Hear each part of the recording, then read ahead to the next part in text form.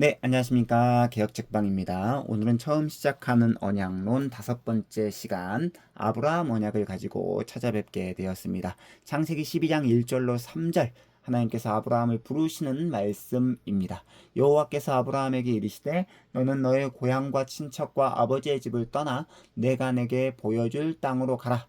내가 너로 큰 민족을 이루고 내게 복을 주어 내 이름을 창대하게 하리니 너는 복이 될지라. 너를 축복하는 자에게는 내가 복을 내리고 너를 저주하는 자에게는 내가 저주하리니 땅의 모든 족속이 너로 말미암아 복을 얻을 것이라 하신지라. 아멘. 아브라함 언약의 배경입니다. 하나님은 사람의 죄악이 세상에 가득함과 그의 마음으로 생각하는 모든 계획이 항상 악할 뿐임을 보셨습니다. 결국 하나님은 온 세상을 홍수로 심판하셨죠. 그리고 노아와 함께 다시금 새로운 세상을 시작하셨습니다. 하지만 홍수 심판 이후에도 죄는 사라지지 않았다라는 것이죠. 그것을 잘 보여주는 것이 바로 바벨탑 사건입니다. 창세기 11장에 나오지요. 성경은 사람들이 바벨탑을 건설하는 이유를 다음과 같이 말씀하고 있습니다. 창세기 11장 4절 성읍과 탑을 건설하여 그 탑 꼭대기를 하늘에 닿게 하여 우리 이름을 내고 흩어짐을 면하자. 자, 사람들이 바벨탑을 건설하는 데에는 이유가 크게 두 가지가 있습니다. 첫 번째, 사람의 이름을 내는 것이죠. 두 번째, 흩어짐을 면하는 것입니다. 한 가지씩 살펴보도록 하겠습니다. 자, 사람들이 바벨탑을 건설하는 이유는 사람의 이름을 내는 것입니다. 정말 하나님의 뜻이 아니죠. 하나님의 뜻과는 정말로 상반됩니다. 하나님이 원하시는 것은 사람의 이름이 아니라 하나님의 이름을 드러내는 것이고, 두 번째, 흩어짐을 면하는 것인데 결국 사람들이 한 곳에 모여 사는 것이 하나님의 뜻이 아니고 온 세상에 흩어져서 하나님의 복음을 전하는 것이 바로 하나님의 뜻이다라는 것이죠. 그런데 정말 바벨탑 사건을 통해서 하나님의 뜻과는 반대되는 죄인들의 모습을 볼 수 있습니다. 이처럼 홍수 이후에도 죄는 사라지지 않았습니다. 오히려 사람들은 더 노골적으로 죄를 지었습니다. 하지만 하나님은 노아의 홍수와 같은 전 지구적인 심판을 더 이상 내리시지 않으셨습니다. 무엇 때문일까요? 노아 언약 때문입니다. 그 대신에 하나님은요, 한 사람을 부르셨습니다. 바로 믿음의 조상이라고 불리는 아브라함이죠. 하나님이 아브라함을 선택하신 것은 여러 면에서 특별하다라고 할 수 있습니다. 그 이유는 다음과 같습니다. 첫 번째, 아브라함은 우상 숭배자였습니다. 그런 우상 숭배자인 아브라함을 하나님께서 부르셨습니다. 둘째, 아브라함은 나이가 많은 노인이었고 그의 아내는 불임이었습니다. 그럼에도 하나님은 아브라함을 부르셨습니다. 하나씩 살펴보도록 하겠습니다. 자, 아브라함을 선택하신 것, 하나님께서 아브라함을 선택하신 것은 여러 면에서 특별한데, 첫 번째, 아브라함은 우상 숭배자였다라는 것이죠. 여호수아 24장 2절로 3절에 보면 아브라함이 우상 숭배자였음을 우리에게 알려주고 있습니다. 여호수아가 모든 백성에게 이르되 이스라엘의 하나님 여호와께서 이같이 말씀하시기를 옛적에 너희의 조상들 곧 아브라함의 아버지 나홀의 아버지 데라가 강 저쪽에 거주하여 다른 신들을 섬겼으나 내가 너희의 조상 아브라함을 강 저쪽에서 이끌어내어 가나안 온 땅에 두루 행하게 하고, 이 여호수아의 증언처럼 아브라함과 그의 가족들은 철저하게 우상 숭배자였다라는 것이죠. 그럼에도 불구하고 하나님은 아브라함을 선택하셨습니다. 이것은 뭐냐? 선택의 어떤 조건이 인간의 행위가 아니다라고 하는 것, 하나님의 주권이다라고 하는 것을 우리에게 알려주는 것입니다.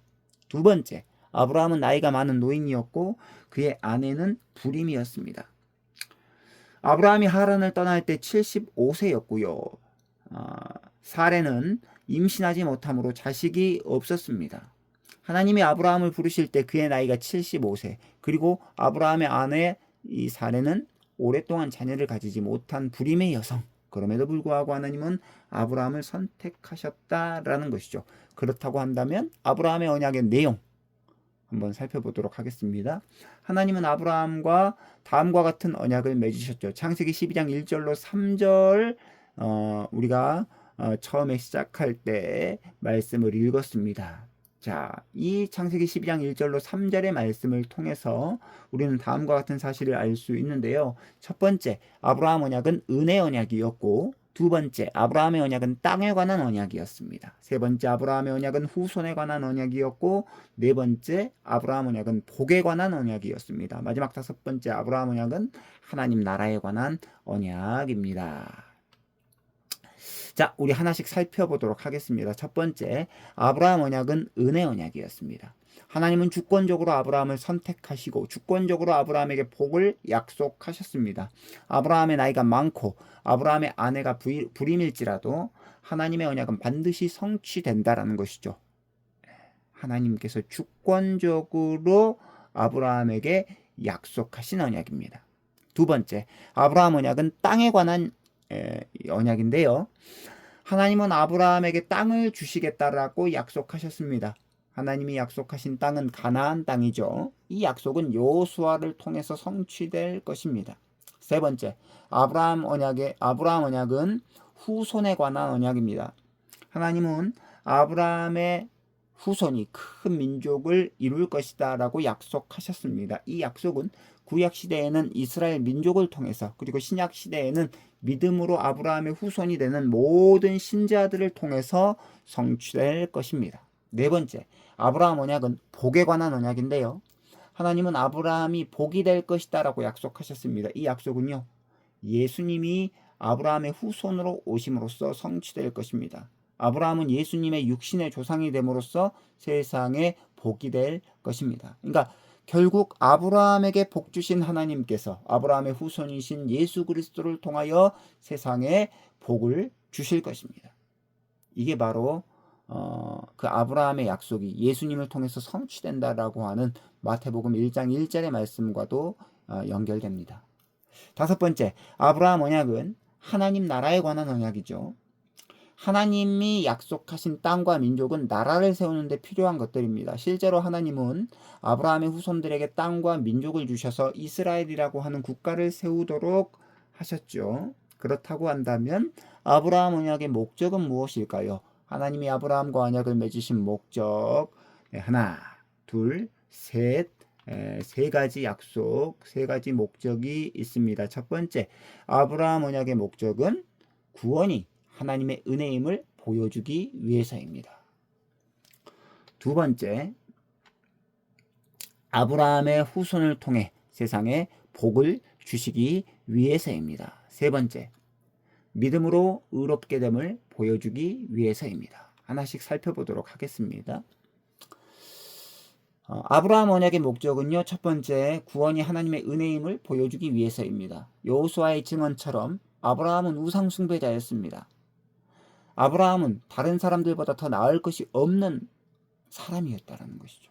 그럼에도 불구하고 하나님은 아브라함을 선택하시고 부르셨습니다. 하나님의 백성으로 택함받는 것은 전적으로 이렇게 하나님의 은혜다라는 것을 우리는 기억할 필요가 있습니다. 두 번째, 아브라함의 후손을 통해 세상에 복을 주시기 위해서입니다. 구약시대 아브라함의 후손은 이스라엘이죠. 이스라엘은 하나님의 영광을 드러내는 통로로 쓰임 받았습니다. 신약시대 아브라함의 후손은 교회다라고 할 수 있어요. 교회는 그리스도의 복음을 드러내는 통로로 쓰임받고 있습니다. 결정적으로 예수님이 아브라함의 후손으로 오셨습니다. 셋째, 믿음으로 의롭게 됨을 보여주기 위해서입니다.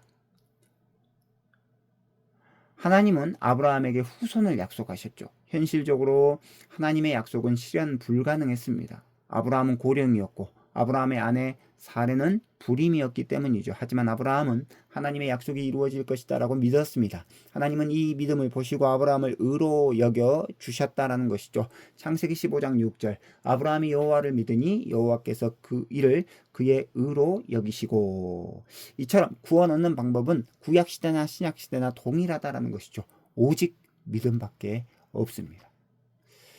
자, 오늘 이 시간에 이제 나눔을 위한 질문 4가지가 나오는데요. 페이지 33페이지에 보시면 첫 번째 질문은 이것입니다. 홍수 심판 이후에도 죄가 사라지지 않았음을 보여주는 사건이 무엇일까요? 창세기 11장의 바벨탑 사건이죠. 바벨탑 사건. 바벨탑 사건이 바로 죄가 사라지지 않았다라는 것을 우리에게 보여주고 있습니다. 두 번째, 하나님이 아브라함을 선택하신 것은 어떤 점에서 특별합니까? 두 가지가 있습니다. 첫 번째, 아브라함은 우상 숭배자였다라는 것이고, 두 번째, 아브라함은 나이가 많았고 그의 아내 사레도 불임의 여성이었다. 그럼에도 불구하고 하나님은 아브라함을 선택해 주셨기 때문에 이것은 참 특별한 언약이다라고 할 수 있습니다. 세 번째, 아브라함의 언약은 어떤 언약입니까? 5가지가 나오죠. 5가지. 첫 번째, 은혜 언약. 그리고 땅을 주셨다라는 것이고, 세 번째, 후손을 주셨다라는 것이고, 네 번째, 복을 주셨다라는 것이며, 5번째, 하나님 나라를 이렇게 약속하신 이렇게 5가지의 약속. 아브라함의 언약은 그 약속을 가지고 있습니다. 그러면 마지막으로 하나님이 아브라함과 언약을 맺으신 목적이 무엇일까요? 3가지가 있습니다. 구원이 철저하게 하나님의 은혜임을 보여주기 위해서, 그리고 두 번째, 아브라함의 후손을 통해서 세상에 복을 주시기 위해서, 마지막 세 번째, 믿음으로 의롭게 됨을 보여주기 위해서 아브라함과 언약을 맺으셨다라는 것이죠. 이제 언약으로 본 구속사입니다. 아브라함 언약은 철저하게 은혜 언약이다라고 말씀을 드렸습니다. 아브라함의 후손을 통해 세상에 복을 주실 것을 약속하신 언약, 그것이 아브라함 언약입니다. 내가 너를 통해서 열방의 복을 주겠다. 결국 그것이 아브라함의 후손으로 오신 예수 그리스도를 통하여서 성취되는 것이죠.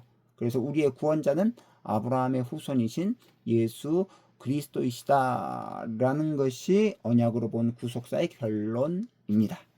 자, 오늘은 여기까지 살펴보았고, 다음 시간에는 이제 모세 언약을 가지고 찾아뵙도록 하겠습니다. 좋아요와 구독은 저에게 큰 힘이 됩니다. 안녕히 계십시오.